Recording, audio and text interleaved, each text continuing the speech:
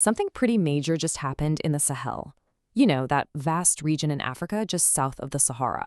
And it happened fast. We're talking about a new agreement between Russia and Burkina Faso, one that Russian President Vladimir Putin personally signed off on. Now, on the surface, it might look like just another treaty. But as we're about to see, this quiet move from the Kremlin is actually a really calculated play, and it has massive implications for the entire region. And yeah, that's the crucial point, right? This isn't just routine diplomacy. This is the groundwork for a long-term partnership that's all about redefining the region's energy future. It's a deal that basically locks in a relationship with Moscow, and in doing so, it directly challenges decades of Western influence.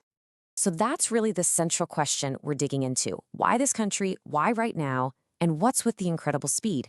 Well, the answers reveal a very deliberate strategy that's playing out in real time.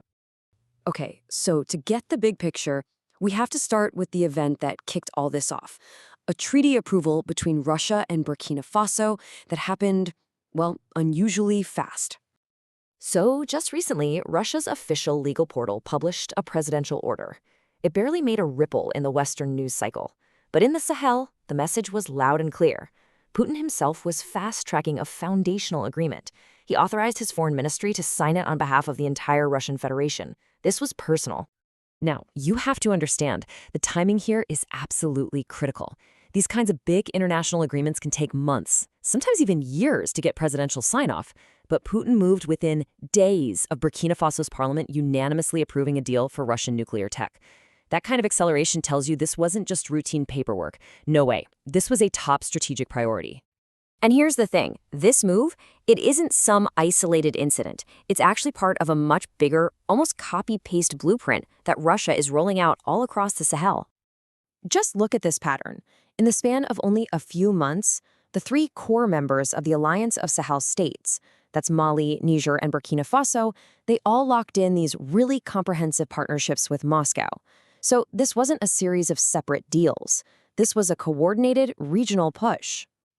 And when you look at the deals, the blueprint for each one is nearly identical. Russia is building actual institutions here.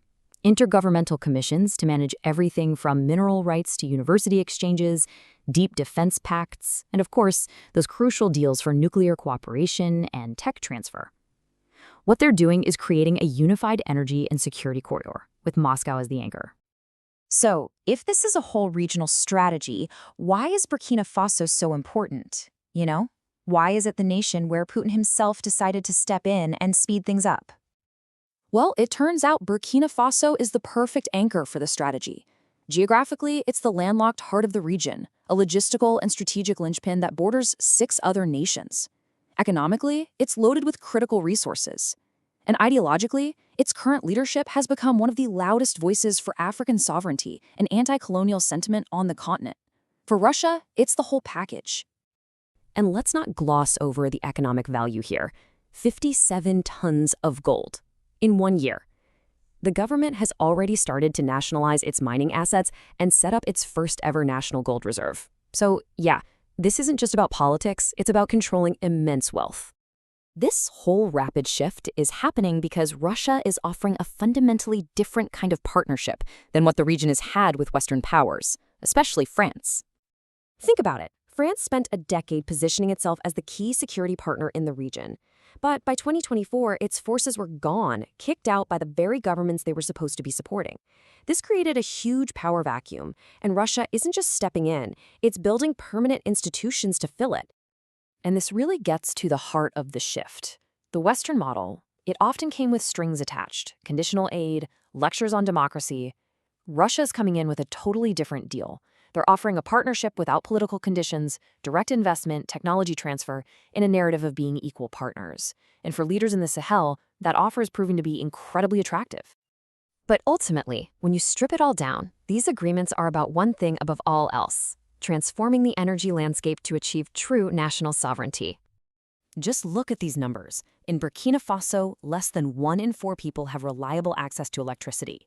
Over 80% of rural communities are literally in the dark. You can't industrialize, you can't develop, you can't secure your nation without power. This is the core problem that Russia is promising to solve. And that solution is all framed around this really powerful idea: energy sovereignty. This is about so much more than just keeping the lights on. It's about breaking free from being dependent on imported fuel and, the foreign policies that often come attached to it. And this right here, this is the long-term vision. It starts with a Russian-built nuclear plant, but the deal also, and this is crucial, includes training local Sahel engineers to run it themselves, independently. That power then fuels a whole new industrial base, which creates a path to real economic independence, one where a nation's own resources actually benefit the nation itself. I mean, think about it. If this model works, if Burkina Faso really brings a nuclear reactor online by the early 2030s, it's going to prove that African nations can build advanced infrastructure without needing a green light from the West. That is a powerful signal being sent across the entire continent. And that brings us to the final, critical question. This new blueprint for partnership, based on unconditional investment and technology transfer, it's now on the table. And as the rest of the continent watches this new Sahel axis take shape, the real question is, who's going to be next to answer that call?